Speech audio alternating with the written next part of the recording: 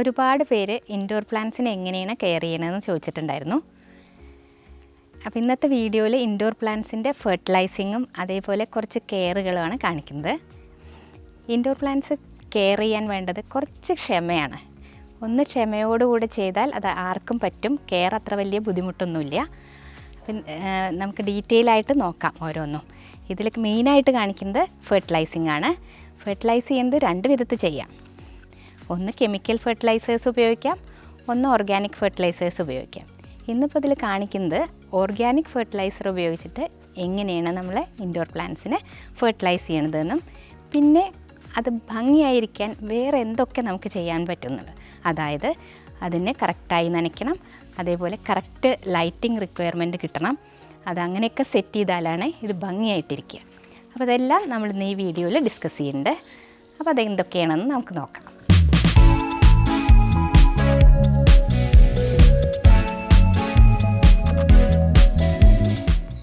അപ്പോൾ നമുക്ക് ആദ്യം എങ്ങനെയാണ് ഇത് ഫെർട്ടിലൈസ് ചെയ്യുന്നത് നോക്കാം. നേരത്തെ പറഞ്ഞല്ലോ രണ്ട് വിധത്തിൽ ഫെർട്ടിലൈസ് ചെയ്യാമെന്ന്. ഇപ്പോൾ കാണിക്കുന്നത് സീവീഡ് സൊല്യൂഷൻ ഉപയോഗിച്ചിട്ട് എങ്ങനെ ഫെർട്ടിലൈസ് ചെയ്യാമെന്നാണ്. ഇത് ഓർഗാനിക് ഫെർട്ടിലൈസറാണ്. ഈ സീവീഡ് ഫെർട്ടിലൈസർ ഉണ്ടാക്കുന്നത് കടലിൽ നിന്ന് കിട്ടുന്ന കുറച്ച് ആൽഗെ പോലെ ഉള്ള പ്ലാന്റ്സ് എന്നാണ്. ഈ ഫെർട്ടിലൈസറിൽ പ്ലാന്റ്സിന് വേണ്ട എല്ലാ ന്യൂട്രിയൻസും ഉണ്ട്. നൈട്രജൻ ധാരാളം ഉണ്ട്. അപ്പോൾ ഈ ഫോളിയേജ് പ്ലാന്റ്സിനൊക്കെ നല്ല നൈട്രജൻ വേണം. എല്ലാ പ്ലാന്റ്സിനും നൈട്രജൻ വേണം. അപ്പോൾ ഈ നൈട്രജൻ ഗ്രോത്തിന് വളരെ എസെൻഷ്യലാണ്. സാധാരണഗതിയിൽ നൈട്രജൻ ഫിക്സിങ് ബാക്ടീരിയ നൈട്രജനെ മണ്ണിലേക്ക് ഫിക്സ് ചെയ്ത് അങ്ങനെയാണ് നൈട്രജൻ കിട്ടുക. അല്ലെങ്കിൽ പിന്നെ നല്ല ഇടിയും മഴയൊക്കെ ഉള്ള സമയത്ത് ലൈറ്റ്നിങ് ഇടിമിന്നൽ സമയത്ത് എയറിലെ നൈട്രജൻ നൈട്രേറ്റ്സായി മാറി അത് മഴവെള്ളത്തിൽ അലിഞ്ഞ് പ്ലാന്റ്സിന് കിട്ടും. അല്ലെങ്കിൽ നമ്മൾ ആഡ് ചെയ്ത് കൊടുക്കുക വേണം. എയറിന്ന് പ്ലാന്റ്സിന് നൈട്രജൻ വലിച്ചെടുക്കാൻ പറ്റില്ല. അപ്പോൾ നമ്മൾ ശരിക്കും ഫെർട്ടിലൈസ് ചെയ്ത് കഴിയുമ്പോഴാണ് പ്ലാന്റ്സിന് ശരിക്കുള്ള ഗ്രോത്ത് കിട്ടുള്ളൂ. ഈ ചട്ടിയിലൊക്കെ വളരെ കുറച്ച് മണ്ണാണുള്ളത്. ആ മണ്ണിലെ ന്യൂട്രിയൻസ് പെട്ടെന്ന് ഉപയോഗിച്ച് തീരും. അപ്പോൾ നമ്മൾ റെഗുലറായിട്ട് ഫെർട്ടിലൈസ് ചെയ്യണം. അപ്പോൾ ഇതിൽ എല്ലാ ന്യൂട്രിയൻസും ഉണ്ട്. ഇത് മൈക്രോ ന്യൂട്രിയൻസും എല്ലാ ന്യൂട്രിയൻസും ഉണ്ട്. അപ്പോൾ ഇത് നല്ലതാണ് ഉപയോഗിക്കുന്നത്. പിന്നെ നമുക്ക് വേറൊരു ഓപ്ഷൻ ഉള്ളത് ചാണകപ്പൊടി പോലെയുള്ള സാധനങ്ങളാണ്. അങ്ങനത്തെയൊക്കെ ഇട്ട് കഴിഞ്ഞാൽ എന്താ കുഴപ്പമെന്ന് അറിയാം. നമ്മൾ വീടിനകത്ത് സെറ്റ് ചെയ്യണ പ്ലാന്റ്സ് ആകുമ്പോൾ പല പുഴുക്കളും പ്രാണികളൊക്കെ വരാൻ ചാൻസ് ഉണ്ട്. അപ്പോൾ ഈ സീവീഡ് സൊല്യൂഷൻ ഉപയോഗിക്കുമ്പോൾ അങ്ങനത്തെ യാതൊരു പ്രശ്നവും വരുന്നില്ല. എപ്പോഴും നീറ്റായിട്ടിരിക്കും. ഒരു പ്രാണികളും ഒന്നും അതിൽ വരില്ല. അപ്പോൾ ഇതെങ്ങനെയാണ് മിക്സ് ചെയ്യണമെന്ന് നോക്കാം. ഇത് നന്നായി കുലുക്കണം. നന്നായി ഷെയ്ക്ക് ചെയ്തിട്ട് 1 ലിറ്റർ വെള്ളത്തിലേക്ക് ഇതിൽ നിന്ന് 5 ml ആണ് ഒഴിക്കേണ്ടത്. ഇത് നിങ്ങളിതുവരെ ഉപയോഗിച്ചിട്ടില്ലെങ്കിൽ ഇത് 5 ml ഉപയോഗിക്കരുത്. 3 ml ഉപയോഗിച്ച് ടെസ്റ്റ് ചെയ്ത് നോക്കിയിട്ട് അത് സ്റ്റാർട്ട് ചെയ്യാം. ഇത് ഞാൻ വാങ്ങിയത് ആമസോണിൽ നിന്നാണ്. ഇത് നഴ്സറികളിലൊന്നും ചോദിച്ചപ്പോൾ കിട്ടിയില്ല. അപ്പം ഞാൻ 4 വർഷമായിട്ട് ഇത് ഉപയോഗിച്ചുകൊണ്ടിരിക്കുന്നത്. എൻ്റെ പ്ലാന്റ്സിനൊന്നും ഒരു കുഴപ്പവും വന്നിട്ടില്ല. ഇത് വളരെ സേഫാണ് ഉപയോഗിക്കാൻ. അപ്പോൾ ഇതെങ്ങനെയാണ് മിക്സ് ചെയ്യണമെന്ന് നമുക്ക് കാണാം. അപ്പോൾ നമുക്കിതിന്ന് 5 ml എടുക്കാം. ഇതിൽ തന്നെ മെഷർമെൻറ്റൊക്കെ ഉണ്ട്. ഇത് നന്നായി കുലുക്കിയ ശേഷം ഇതിലേക്ക് നമ്മൾ 5 ml എടുക്കുകയാണ്.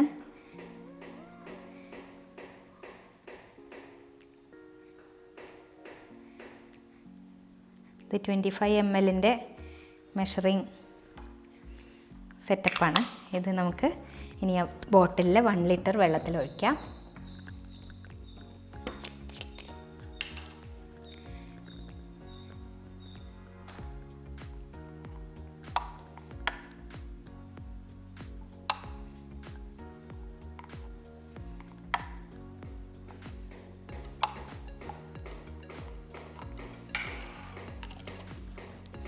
ബോട്ടിൽ ഞാൻ സീവീഡ് ഫെർട്ടിലൈസർ മിക്സ് ചെയ്യാൻ വെച്ചിട്ടുള്ള ബോട്ടിലാണ്. ഇത് നമുക്ക് 2 വിധത്തിൽ അപ്ലൈ ചെയ്യാം. ഒന്ന് മണ്ണിൽ ഒഴിച്ചു കൊടുക്കാം, അല്ലെങ്കിൽ ഫോളിയാർ സ്പ്രേ ചെയ്യാം. രണ്ടിനും 2 വിധത്തിലാണ് മിക്സ് ചെയ്യേണ്ടത്. ഇതിപ്പോൾ നമ്മൾ മണ്ണിൽ ഒഴിക്കാനുള്ളതാണ് മിക്സ് ചെയ്തിട്ടുള്ളത്. നിങ്ങൾ ഫോളിയാർ സ്പ്രേ ചെയ്യാൻ ഉദ്ദേശിക്കുന്നുണ്ടെങ്കിൽ 1 ml ആണ് മിക്സ് ചെയ്യേണ്ട ആവശ്യമുള്ളൂ. 1 ലിറ്റർ വെള്ളത്തിൽ 1 ml സീവീഡ് സൊല്യൂഷൻ മിക്സ് ചെയ്യുക. എന്നിട്ട് സ്പ്രേ ബോട്ടിലാക്കി സ്പ്രേ ചെയ്യാം. ഇത് നമുക്ക് എങ്ങനെയാണ് മണ്ണിൽ ഒഴിക്കുന്നത് നോക്കാം. ഈ പ്ലാന്റ്സ് എപ്പോഴും ഞാൻ ഡബിൾ പോട്ടിലാണ് സെറ്റ് ചെയ്യുക. ഉള്ളിലത്തെ പോട്ടിന് മാത്രമേ ഡ്രെയിനേജ് ഹോളുള്ളൂ, ഔട്ടർ പോട്ടിന് ഡ്രെയിനേജ് ഹോളില്ല. അപ്പോൾ നമ്മൾ ഫെർട്ടിലൈസ് ചെയ്യുമ്പോൾ എപ്പോഴും അത് പുറത്തേക്ക് എടുത്ത് വെച്ചിട്ട് ഫെർട്ടിലൈസ് ചെയ്യുക. എല്ലാ റൂട്ട്സിനും ഫെർട്ടിലൈസർ കിട്ടാൻ വേണ്ടിയിട്ട് നന്നായി ഒഴിച്ചിട്ട് അത് ഡ്രെയിനേജ് ഹോളിൽ കൂടെ താഴെ വരട്ടെ, അതുവരെ നമ്മൾ ഒഴിക്കണം. കണ്ടോ ഇപ്പോൾ ഡ്രെയിനായി ആ ട്രേയിലേക്ക് വന്നിട്ടുണ്ട്. ഒരു ട്രേ വെച്ചിട്ട് നമുക്കത് ഒലിച്ച് വരുന്നത് കളക്ട് ചെയ്യാം. കാരണം അത് ഒഴുകി പോകേണ്ട ആവശ്യമില്ല. കാരണം ഫെർട്ടിലൈസറാണല്ലോ, നമുക്ക് വേറെ പ്ലാന്റിന് അത് ഉപയോഗിക്കാം. ഇങ്ങനെ നനയ്ക്കുമ്പോഴാണ് എല്ലാ റൂട്ടിനും ഈ ഫെർട്ടിലൈസർ കിട്ടുള്ളൂ. എന്നിട്ട് എക്സസ് ഉള്ളത് ഡ്രെയിനായി വന്നിട്ട് നമുക്കത് വീണ്ടും ഔട്ടർ പോട്ടിൻ്റെ ഉള്ളിലേക്ക് സെറ്റ് ചെയ്യാം. ഇപ്പോൾ ഒരെണ്ണം ഫെർട്ടിലൈസ് ചെയ്ത് കഴിഞ്ഞു. ഇനി അടുത്തത് ഇതും അതേപോലെ തന്നെയാണ്. 2 ലെയർ പോട്ടുണ്ട്. ഇങ്ങനെ വെച്ചിട്ട് ഇതിനും നമ്മളങ്ങനെ ഒഴിച്ചു കൊടുക്കും. എല്ലാ റൂട്ടിനും കിട്ടാൻ വേണ്ടിയിട്ടാണത്. എല്ലാ ഭാഗത്തും ഒഴിക്കുക.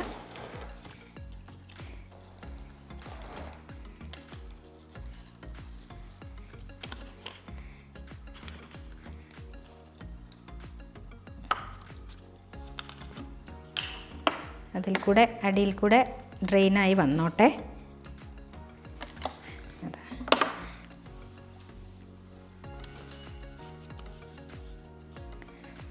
എന്നിട്ട് എക്സസ് ഉള്ളത് ഡ്രെയിനായി കഴിഞ്ഞാൽ നമുക്കത് മറ്റേ പോട്ടിൽ ഇറക്കി വയ്ക്കാം. അപ്പോൾ നമ്മുടെ ഫെർട്ടിലൈസിങ് കഴിഞ്ഞു. അപ്പോൾ കണ്ടോ, ഈ ഫെർട്ടിലൈസിങ് വളരെ ഈസിയാണ്. ഇൻഡോർ പ്ലാന്റ്സ് ഫെർട്ടിലൈസ് ചെയ്യാൻ ഏറ്റവും ഇഫക്റ്റീവും ഏറ്റവും ഈസിയസ്റ്റും ആയിട്ടുള്ള മെത്തേഡ് ഈ സീവീഡ് സൊല്യൂഷൻ ഉപയോഗിച്ചിട്ടുള്ള ഫെർട്ടിലൈസിങ് ആണ്. ഇവിടെ ബാക്കിലൊരു മണി പ്ലാന്റ് സെറ്റ് ചെയ്തത് കാണാണ്ടല്ലോ. അത് സെറ്റ് ചെയ്യുന്ന വീഡിയോ അപ്ലോഡ് ചെയ്തിട്ടുണ്ടായിരുന്നു. അത് കാണാൻ താല്പര്യമുള്ളവർക്ക് ലിങ്ക് ഡിസ്ക്രിപ്ഷനിൽ കൊടുക്കാം, പോയി കാണും. പിന്നെ കുറേ പേര് കമൻറ്റ് ചെയ്തിട്ടുണ്ടായിരുന്നു, ഇത് ചുമരൊക്കെ വൃത്തികേടാക്കും, അതിൻ്റെ ഏരിയൽ റൂട്ടൊക്കെ ചുമരിൽ പറ്റി പിടിച്ചിട്ടെന്ന്. നോക്കൂ, അത് ഇതുവരെ ചുമര് വൃത്തികേടായിട്ടില്ല. ഞാൻ ഏരിയൽ റൂട്ട് വരുമ്പോഴൊക്കെ കട്ട് ചെയ്യാറുണ്ട്. അത് കട്ട് ചെയ്തിട്ടില്ലെങ്കിൽ അത് ചുമരിൽ പറ്റി പിടിച്ച് വൃത്തികേടാവും. അപ്പോൾ ശ്രദ്ധിക്കാനുള്ള കാര്യം അതിൻ്റെ വേര് ഏരിയൽ റൂട്ട് വരുന്നത് കട്ട് ചെയ്ത് കൊടുക്കുക എന്നുള്ളത് മാത്രമാണ്. പിന്നെ അത് ചുമരിൽ പറ്റി പിടിച്ച് വൃത്തികേടാവില്ല. ഇപ്പോഴും നല്ല നീറ്റായിട്ടാണ് ഇരിക്കുന്നത്. അപ്പോൾ ഫെർട്ടിലൈസിങ് കഴിഞ്ഞു. ഇനി അടുത്ത റിക്വയർമെൻറ്റ് ലൈറ്റാണ്. പ്ലാന്റ്സിന് സൺലൈറ്റ് വളരെ എസെൻഷ്യലാണെന്ന് എല്ലാവർക്കും അറിയാം. അപ്പോൾ ലൈറ്റ് കിട്ടാണ്ട് ഒരു പ്ലാന്റ്സിനും സർവൈവ് ചെയ്യാൻ പറ്റില്ല. ലോ ലൈറ്റിൽ സർവൈവ് ചെയ്യാൻ പല പ്ലാന്റ്സിനും പറ്റും. അതാണ് നമ്മൾ ഇൻഡോറായിട്ട് സെറ്റ് ചെയ്യുന്നത്. അല്ലാതെ ലൈറ്റ് ഇല്ലാത്തൊരു കോർണറിൽ കൊണ്ടുപോയി വെച്ചിട്ടുണ്ടെങ്കിൽ പ്ലാന്റിൻ്റെ ഭംഗി പതുക്കെ പതുക്കെ കുറയും. അപ്പോൾ വീടിനകത്ത് മാക്സിമം ലൈറ്റ് കിട്ടുന്ന ഏരിയയിൽ വേണം നമ്മൾ സെറ്റ് ചെയ്യാൻ. ഇത് നോക്കൂ, ഇപ്പോൾ ഈ ജനലിൻ്റെ അടുത്താണ് ഈ മണി പ്ലാന്റ് സെറ്റ് ചെയ്തിട്ടുള്ളത്. പോരാത്തത് ഈ ഹോളിൽ ഒരു എയർ വെൻ്റ് ഉണ്ട്.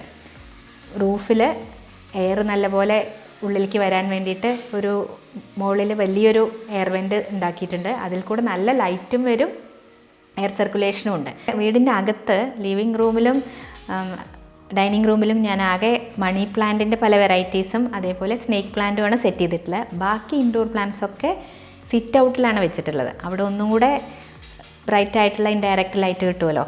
അപ്പോൾ അവിടെ ഇരിക്കുമ്പോഴാണ് അത് ഭംഗിയാവുന്നത്. ഞാൻ ഉള്ളിൽ വെച്ച് നോക്കിയിട്ടുണ്ടായിരുന്നു, അത് പതുക്കെ പതുക്കെ ഭംഗി കുറഞ്ഞപ്പോൾ അങ്ങനത്തെ പ്ലാന്റ്സിനെയൊക്കെ പുറത്തേക്ക് ഷിഫ്റ്റ് ചെയ്തു. അപ്പോൾ ലൈറ്റിൻ്റെ കാര്യത്തിൽ ഇത്രയാണ് ശ്രദ്ധിക്കാനുള്ളൂ. നിങ്ങൾ ഇൻഡോർ പ്ലാന്റ് സെറ്റ് ചെയ്യുമ്പോൾ മാക്സിമം ലൈറ്റ് കിട്ടുന്ന സ്പോട്ടിൽ തന്നെ സെറ്റ് ചെയ്യുക. വിൻഡോസിലോ അല്ലെങ്കിൽ വേറെ ഏതെങ്കിലും ഏരിയയിൽ ലൈറ്റ് കൂടുതൽ കിട്ടുമെന്ന് നിങ്ങൾക്ക് തോന്നുകയാണെങ്കിൽ അവിടെ സെറ്റ് ചെയ്യാം. അല്ലെങ്കിൽ പ്ലാന്റ്സിൻ്റെ ഭംഗി കുറയും. പിന്നെ നിങ്ങൾക്ക് ഇവിടെ വെച്ചിട്ട് പ്ലാന്റ് ഭംഗിയാവണില്ല എന്ന് തോന്നുകയാണെങ്കിൽ അപ്പം തന്നെ അതിനെ അവിടെ നിന്ന് ഷിഫ്റ്റ് ചെയ്യണം. പിന്നെ അതായത് ലീഫ് ഇങ്ങനെ മഞ്ഞ നിറായി വരും, അല്ലെങ്കിൽ അതിൻ്റെ ലീഫിൻ്റെ കനം കുറഞ്ഞ ഒരു വാടിയ പോലെയാവുക. അപ്പോൾ നമുക്ക് മനസ്സിലാക്കാം പ്ലാന്റ് സ്ട്രെസ്ഡ് ആണ്, അവിടെ ശരിയായിട്ടില്ല ആ സ്പോട്ടെന്ന്. അപ്പോൾ അതിനെ അവിടെ നിന്ന് മാറ്റണം. ഇനി അടുത്തത് ശ്രദ്ധിക്കേണ്ടത് വാട്ടറിങ് ആണ്. ഒരു പ്ലാന്റിന് നമുക്ക് ഇത്ര ക്വാണ്ടിറ്റി വെള്ളം വേണമെന്ന് പറഞ്ഞു തരാൻ പറ്റില്ല. അത് നമ്മൾക്കൊരു എക്സ്പീരിയൻസിൽ നിന്ന് മനസ്സിലാവാനുള്ളതാണ്. കുറച്ച് സൂത്രങ്ങൾ പറഞ്ഞുതരാം എങ്ങനെയാണ് അത് കണ്ടുപിടിക്കുക എന്നുള്ളത്. ഇപ്പം നല്ല വലിയൊരു പ്ലാന്റാണ്, ഇതുപോലെ കുറേ ലീഫൊക്കെ ഉള്ള പ്ലാന്റ് ആണെങ്കിൽ അതിന് കൂടുതൽ ഫ്രീക്വൻ്റ് ആയിട്ട് നമ്മൾ നനയ്ക്കേണ്ടി വരും. മഴക്കാലത്തല്ല പറയുന്നത്, വേനൽക്കാലം മഴ നിന്ന് കഴിഞ്ഞാൽ. കാരണം ഈ പോട്ടിലെ മണ്ണിലെ വെള്ളം പെട്ടെന്ന് കുറേ ലീഫ് ഉണ്ടാവുകൊണ്ട് ആ ലീഫിൽ കൂടെയൊക്കെ ട്രാൻസ്പിറേഷൻ വഴി പുറത്തു പോകും. കുറച്ച് ലീഫേ ഉള്ളൂങ്കിൽ അതിന് കുറേയും കൂടെ കൂടുതൽ നേരം വെള്ളം സോയിലിൽ ഹോൾഡ് ചെയ്ത് നിർത്താൻ പറ്റും. കാരണം ഈ ട്രാൻസ്പിറേഷൻ കുറവാകും. അപ്പോൾ കൂടുതൽ ലീഫ് ഉണ്ടെങ്കിൽ അതിന് കൂടുതൽ വെള്ളം വേണ്ടി വരും ചെയ്യും, കൂടുതൽ ഫ്രീക്വൻ്റ് ആയിട്ട് നനയ്ക്കും വേണ്ടി വരും. പിന്നെ മണ്ണ് എപ്പോഴും തൊട്ട് നോക്കുക. മണ്ണിൽ വിരൽ താഴ്ത്തി നോക്കുമ്പോൾ കയ്യിൽ മണ്ണ് പറ്റി പിടിക്കുന്നുണ്ടെങ്കിൽ അതിൽ നനവുണ്ടെന്നാണ് അർത്ഥം. അപ്പോൾ നനയ്ക്കേണ്ട. അല്ല അത് ഡ്രൈ ആയി ഫീൽ ചെയ്യുകയാണെന്നുണ്ടെങ്കിൽ നനയ്ക്കുക. ഇപ്പോൾ നമ്മൾ ഫെർട്ടിലൈസ് ചെയ്തപ്പോൾ ചെയ്തില്ലേ, അതേപോലെ തന്നെ നനയ്ക്കുക. നനയ്ക്കുന്ന സമയത്ത് വെള്ളം ഡ്രെയിനേജ് ഹോൾ കൂടെ പുറത്ത് വരട്ടെ. നനയ്ക്കുമ്പോൾ എല്ലാ റൂട്ടിനും വെള്ളം കിട്ടണം. അപ്പോൾ ജസ്റ്റ് വെള്ളം ഇതിൽ ഒഴിച്ചിട്ട് നോക്കുക ഡ്രെയിനേജ് ഹോൾ കൂടെ വെള്ളം വരുന്നുണ്ടോയെന്ന്. ഒരുപാട് വെള്ളം ഒഴുകിപ്പോവാൻ സമ്മതിക്കേണ്ട. കാരണം എന്താ അറിയോ, ഇതിലുള്ള ന്യൂട്രിയൻസും അതിൻ്റെ കൂടെ ഒഴുകിപ്പോവും. അപ്പോൾ ജസ്റ്റ് മണ്ണ് മുഴുവൻ നനഞ്ഞാലാണ് താഴേക്ക് വെള്ളം വരിക. അങ്ങനെ വെള്ളം വരാൻ തുടങ്ങിയ ഉടനെ നിർത്തിക്കൊള്ളുക നനയ്ക്കുന്നത്. അത്ര നനച്ചാൽ മതി, കാരണം ന്യൂട്രിയൻസ് ഒഴുകിപ്പോവരുത്. അതുകൊണ്ടാണ് അങ്ങനെ പറയുന്നത്. അപ്പോൾ എല്ലാ റൂട്ടിനും വെള്ളം കിട്ടുന്ന വിധത്തിൽ നനയ്ക്കുക. ഇൻഡോറിൽ സെറ്റ് ചെയ്യാൻ പറ്റിയ മറ്റൊരു പ്ലാന്റാണ് സ്നേക്ക് പ്ലാന്റ്. അതിന് പല വെറൈറ്റീസ് ഉണ്ട്. ഇവിടെ നോക്കുക, കുറേ വെറൈറ്റീസ് കാണാനുണ്ടല്ലോ. ഈ സ്നേക്ക് പ്ലാന്റ് സിലിണ്ടറിക്ക് സെറ്റ് ചെയ്യണത് കാണിച്ചിട്ടുണ്ടായിരുന്നു. അത് താല്പര്യമുള്ളവർക്ക് പോയി കാണാം, ലിങ്ക് ഡിസ്ക്രിപ്ഷനിൽ കൊടുക്കാം. ഇത് സെറ്റ് ചെയ്യുമ്പോൾ ഉപയോഗിക്കുന്ന പോട്ടിംഗ് മിക്സും അതേപോലെ ഇതിനെ റീപോട്ട് ചെയ്യുകയാണ് ചെയ്തിട്ടുള്ളത്. അതിനുപയോഗിക്കുന്ന പോട്ടിംഗ് മിക്സും രണ്ടാണ്. അതും ആ വീഡിയോയിൽ പറഞ്ഞിട്ടുണ്ട്. അപ്പോൾ നമുക്ക് ഇങ്ങനെ സെറ്റ് ചെയ്ത ഉടനെ, അത് സെറ്റ് ചെയ്തിട്ടൊരു മാസമൊക്കെ ആയിട്ടേ ഉള്ളൂ. അപ്പോൾ നമ്മൾ ഫെർട്ടിലൈസ് ചെയ്യാൻ പാടില്ല. ഇതിന് നനയ്ക്കാനും വളരെ ശ്രദ്ധിച്ച് വേണം. വെള്ളം സ്പ്രേ ചെയ്യാനേ പാടുള്ളൂ. വെള്ളം അധികമായിട്ടാണ് ഇത് ചീഞ്ഞു പോണത്. കുറച്ച് പേര് കമൻറ്റ് ചെയ്തിട്ടുണ്ടായിരുന്നു അവരുടെ സ്നേക്ക് പ്ലാന്റ് ചീഞ്ഞു പോയിന്ന്. അത് കട്ട് ചെയ്ത് നമ്മൾ നനവുള്ള മണ്ണിൽ ഇതിനെ നട്ട് കഴിഞ്ഞാൽ പിന്നെ ഇതിൽ വെള്ളം സ്പ്രേ ചെയ്ത് കൊടുക്കാനേ പാടുള്ളൂ. അതിന് വേര് പിടിക്കണവരെ. വെള്ളം അധികമായാൽ വേരൊന്നും ഇല്ലാത്തതാവുകൊണ്ട് പെട്ടെന്ന് ചീഞ്ഞു പോവാം. നനഞ്ഞ മണ്ണിലിങ്ങനെ ഒരുപാട് സമയം അതിരിക്കുമ്പോൾ ചീഞ്ഞു പോവും. അപ്പോൾ ഇതിൽ സ്പ്രേ ചെയ്ത് നനയ്ക്കുക. അപ്പോൾ നമ്മൾ ഇതിന് രണ്ടിനെയും ഫെർട്ടിലൈസ് ചെയ്യുന്നില്ല. ബാക്കിയുള്ള പ്ലാന്റ്സിനെ നമുക്ക് ഫെർട്ടിലൈസ് ചെയ്യാം. അതൊക്കെ കുറച്ച് കാലങ്ങളായിട്ട് വീടിനകത്തിരിക്കുന്നത് തന്നെയാണ്. അപ്പോൾ നമ്മളിങ്ങനെ ഫെർട്ടിലൈസർ കുറേശ്ശെ ഒഴിച്ചു കൊടുക്കും.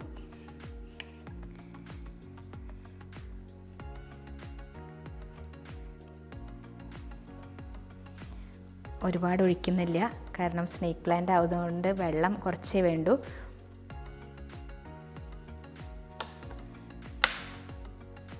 അപ്പോൾ ഈ വെള്ളം അധികമായാലോ വിചാരിച്ച് നമ്മളിതിൽ 1 ലിറ്റർ വെള്ളത്തിലാണല്ലോ ഇത് മിക്സ് ചെയ്തിട്ടുള്ളത്. പിന്നെ ഇതിന് ഒരുപാട് ഫെർട്ടിലൈസറിൻ്റെ ആവശ്യമില്ല. സ്നേക്ക് പ്ലാന്റിന് വളരെ കുറച്ചേ ആവശ്യമുള്ളൂ.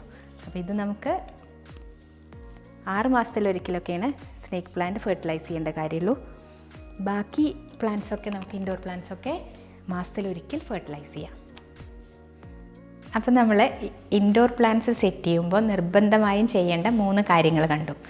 ഒന്ന്, കറക്റ്റ് ലൈറ്റ് കിട്ടുന്ന സ്പോട്ടിൽ, അതായത് ബ്രൈറ്റ് ഇൻഡയറക്റ്റ് ലൈറ്റ് മാക്സിമം കിട്ടുന്ന സ്പോട്ടിൽ പ്ലാന്റ്സിനെ സെറ്റ് ചെയ്യുക. രണ്ടാമത്തത്, അതിൻ്റെ റിക്വയർമെൻറ്റിനനുസരിച്ച് വെള്ളം കൊടുക്കുക. ഓരോ പ്ലാന്റിനും അതിൻ്റെ സൈസിനും നമ്പർ ഓഫ് ലീഫിനൊക്കെ അനുസരിച്ചാണ് വെള്ളത്തിൻ്റെ റിക്വയർമെൻറ്റ് ഉണ്ടാവുക. അതിനനുസരിച്ച് വെള്ളം കൊടുക്കുക. അതേപോലെ റെഗുലറായി ഫെർട്ടിലൈസ് ചെയ്യുക. മാസത്തിലൊരിക്കൽ നമുക്ക് ഫെർട്ടിലൈസ് ചെയ്യാം. ഈ 3 കാര്യങ്ങൾ ശ്രദ്ധിച്ചാൽ, മെയിൻലി വേണ്ട ഈ 3 കാര്യങ്ങൾ ശ്രദ്ധിച്ചാൽ പ്ലാന്റ്സ് ഒരുവിധം ഭംഗിയായിട്ടിരിക്കും. ഇനി ഈ പ്ലാന്റ്സിനെ കൂടുതൽ ഭംഗിയാക്കി വെക്കാൻ നമുക്ക് 3-4 കാര്യം കൂടെ ചെയ്യാൻ പറ്റും. അത് നമുക്ക് ഓരോന്നായിട്ട് കാണാം. ആദ്യത്തേത്, അതിൻ്റെ ലീഫൊക്കെ നമുക്ക് റെഗുലറായി ഒന്ന് തുടച്ചു കൊടുക്കാം. ഒരു മാസത്തിൽ 2 പ്രാവശ്യം നമ്മൾ തുടയ്ക്കുകയാണെന്നുണ്ടെങ്കിൽ അതിലുള്ള പൊടിയോ ഈ മാറാല പോലത്തെ സംഭവങ്ങളൊക്കെ അതിൽ പിടിച്ചിട്ടുണ്ടെങ്കിൽ അതൊക്കെ പോവും. ഈ ലീഫിലാണ് പ്ലാന്റ്സിൻ്റെ സ്റ്റൊമാറ്റോ ഉള്ളത്. ആ സ്റ്റൊമാറ്റോയുടെ പോരൊക്കെ നേരെ ഓപ്പണായിട്ട് പ്ലാന്റ്സിന് റെസ്പിറേഷനും അതേപോലെ ഫോട്ടോസിന്തസിസിനൊക്കെ വേണ്ട ഗ്യാസസൊക്കെ നേരെ അബ്സോർബ് ചെയ്യാൻ പറ്റും. അപ്പോൾ അത് നന്നായി വൈപ്പ് ചെയ്താൽ അത് പ്ലാന്റ്സ് നല്ല ഭംഗിയായിരിക്കും ചെയ്യും, അവരുടെ ഹെൽത്തിനെ ഹെൽപ്പ് ചെയ്യുകയും ചെയ്യും. അടുത്തതായിട്ട് അത് സെറ്റ് ചെയ്യുമ്പോഴുള്ള കാര്യങ്ങളാണ്. നമ്മൾ ഇൻഡോറായിട്ട് സെറ്റ് ചെയ്യണ എല്ലാ പ്ലാന്റ്സും 2 പോട്ട് ഉപയോഗിച്ച് സെറ്റ് ചെയ്യുക. അതായത് ഔട്ടർ പോട്ടിന് ഡ്രെയിനേജ് ഹോൾ ഇല്ലാത്ത പോട്ട് ഉപയോഗിക്കുക. ഇന്നർ പോട്ടിൽ നിന്ന് വെള്ളം നമ്മൾ ഒഴിച്ച് കഴിയുമ്പോൾ അധികമുള്ള വെള്ളം നമ്മൾ എന്തായാലും എടുത്ത് കളയും. അതിന് ശേഷം നമ്മൾ ഉള്ളിൽ കൊണ്ടുവന്ന് വെക്കുകയാണെങ്കിലും അതിനുള്ളിൽ കൂടെ മണ്ണൊക്കെ ചിലപ്പോൾ നമ്മൾ വെക്കണ സ്ഥലത്ത് അല്ലെങ്കിൽ ടൈലിലോ അല്ലെങ്കിൽ വേറെ എവിടെയാണ് വെക്കണതിൻ്റെ അടിയിലൊക്കെ ആ മാർക്ക് വരും. അപ്പോൾ നമ്മൾ ഈ ഡ്രെയിനേജ് ഹോൾ ഇല്ലാത്ത പോട്ടിൽ അത് ഇറക്കി വെക്കുമ്പോൾ അതിൻ്റെ അടിഭാഗമൊക്കെ എപ്പോഴും നീറ്റായിട്ടിരിക്കും. അതേപോലെ ഇടയ്ക്ക് നമുക്ക് ഈ ഔട്ടർ പോട്ട് മാറ്റുകയാണെങ്കിൽ ചെടിക്ക് വേറൊരു ലുക്ക് വരും. ഒരേപോലെ ഇങ്ങനെ കാണുന്നത് അല്ലാതെ ഇതൊരു ചേഞ്ച്, ഒരു മാറ്റം നമുക്ക് എപ്പോഴും ഇഷ്ടമാവും. അപ്പോൾ അതിൻ്റെ പോട്ട് ഔട്ടർ പോട്ട് മാറ്റിയാൽ പുതിയൊരു അപ്പിയറൻസ് ആവും. ഇനി മൂന്നാമത്തത്, പ്ലാന്റ്സിനെ സെറ്റ് ചെയ്യുമ്പോൾ എപ്പോഴും നല്ല എയർ സർക്കുലേഷൻ ഉള്ള ഭാഗത്ത് വേണം സെറ്റ് ചെയ്യാൻ. ഇല്ലെങ്കിൽ എന്താ അറിയോ, നമ്മൾ ഈ ക്ലോസ് ചെയ്ത് ജനലും വാതിലൊക്കെ എപ്പോഴും ക്ലോസ് ചെയ്തിട്ട് ഇൻഡോർ പ്ലാന്റ്സിനെ വെച്ചാൽ അത് അത്ര ഭംഗിയാവില്ല. അപ്പോൾ ജനലും വാതിലൊക്കെ തുറന്നിടാൻ ശ്രദ്ധിക്കുക. പകൽ സമയത്ത് അതൊക്കെ തുറന്നിടുക. നല്ല വെൻറ്റിലേഷൻ ഉള്ള സ്ഥലത്ത് വേണം പ്ലാന്റ്സിനെ സെറ്റ് ചെയ്യാൻ. നാലാമത് ശ്രദ്ധിക്കേണ്ട കാര്യം എന്താണെന്നറിയോ? റീപോർട്ട് ചെയ്യേണ്ട കാര്യമാണ്. നമ്മൾ ഇൻഡോർ സെറ്റ് ചെയ്തിട്ടുള്ള ചെറിയ പ്ലാന്റ്സ് ആണെന്നുണ്ടെങ്കിൽ അത് 2 വർഷത്തിലൊരിക്കൽ നമുക്ക് റീപോർട്ട് ചെയ്യാം. അല്ല, കുറച്ച് വലിയ പ്ലാന്റ്സ് ആണെന്നുണ്ടെങ്കിൽ അതിനെ പെട്ടെന്ന് റീപോർട്ട് ചെയ്യേണ്ടി വരും. ഒരു 2 വർഷം പോവില്ലേ അത്. ആ 2 വർഷത്തെ ഗ്യാപ്പിലേക്ക് നിന്നാൽ ചെടിയുടെ ഹെൽത്ത് കുറഞ്ഞു വരും. അപ്പോൾ അഗ്ലോണിമ പോലെയുള്ളതിന് നിറച്ച് തൈകളൊക്കെ മുളച്ച് പെട്ടെന്ന് ചട്ടി ഫില്ലാവും. അങ്ങനത്തെ ചെടികളാവുമ്പോൾ നമുക്ക് 1 വർഷത്തിലും കൊണ്ട് തന്നെ റീപോർട്ട് ചെയ്യേണ്ടി വരും. അപ്പോൾ നമ്മൾ റീപോർട്ട് ചെയ്യുമ്പോൾ എപ്പോഴും ചട്ടിയുടെ അടുത്ത സൈസിലേക്ക് വേണം മാറ്റാൻ, അല്ലാതെ ഒരുപാട് വലുതിലേക്ക് മാറ്റരുത്. അല്ലെങ്കിൽ അഗ്ലോണിമ പോലെയുള്ള ചെടികളാണെങ്കിൽ നിങ്ങൾക്ക് സ്പ്ലിറ്റ് ചെയ്തിട്ട് ഡിവൈഡ് ചെയ്ത് ചെറിയ പോട്ടിലേക്കും സെറ്റ് ചെയ്യാം. അപ്പോഴും ഓരോരോ ചെടിയാക്കി വെക്കുമ്പോൾ അത് പ്രശ്നമില്ല. അപ്പോൾ ചെറിയ പോട്ടിൽ സെറ്റ് ചെയ്യാം. അതെങ്ങനെയാണ് സൗകര്യം എന്നുണ്ടെങ്കിൽ അതുപോലെ ചെയ്യാം. നമ്മൾ റീപോർട്ട് ചെയ്തില്ലെങ്കിൽ എന്താ പ്രശ്നം എന്നറിയോ? ചട്ടിയിൽ വേരൊക്കെ നിറഞ്ഞ് ആ റൂട്ട്സിനൊന്നും ബ്രീത്ത് ചെയ്യാനും ഇതൊന്നും പറ്റില്ല.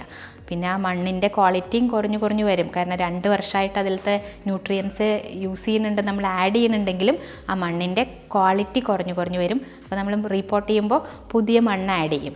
അപ്പോൾ പ്ലാന്റ്സ് ഒന്നുകൂടെ ഹെൽത്തി ആയിട്ട് വളരും. അപ്പോൾ റീപോർട്ട് ചെയ്യേണ്ട കാര്യം മറക്കരുത്. ഇനി നിങ്ങൾക്ക് ഇത്രയൊന്നും ബുദ്ധിമുട്ടാണ്ട് ഇൻഡോറിൽ ചെടികൾ സെറ്റ് ചെയ്യണമെന്ന് ആഗ്രഹം ഉണ്ടെങ്കിൽ വേറൊരു കാര്യം കൂടെ ചെയ്യാം. അതായത് നമുക്ക് പല പ്ലാന്റ്സിൻ്റെ കട്ടിങ്സും വെള്ളത്തിൽ വെച്ചാൽ ഭംഗിയായിട്ടിരിക്കും.